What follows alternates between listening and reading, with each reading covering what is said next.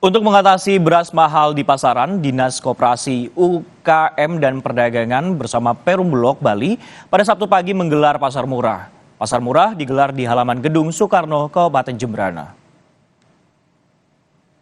Dari sejumlah bahan pangan yang dijual murah, hanya beras, gula pasir dan minyak goreng serta telur yang paling diburu oleh warga. Harga bahan-bahan pangan ini jauh lebih murah dibanding harga di pasar. Pasar murah digelar untuk mengatasi harga yang melonjak dan untuk membantu warga memenuhi kebutuhan bahan pokok menjelang Hari Raya Galungan dan Kuningan di Bali.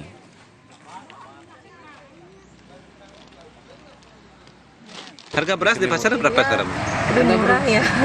1 kilo. Murah ya. Lebih murah di sini Bu ya. Kalau beras di pasar berapa 1 kilo? Kalau beras di pasar kan tuh ada 500 ada yang 16. Harga sembako di pasaran yang terus meningkat tentu harus perlu dilakukan untuk pengendalian harga.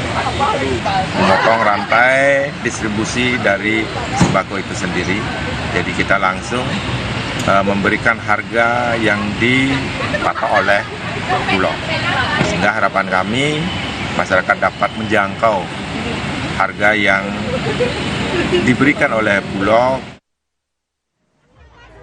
Sedangkan di Karawang, Jawa Barat, pemerintah kabupaten bekerja sama dengan Bulog menyediakan 4 ton beras untuk operasi pasar beras murah.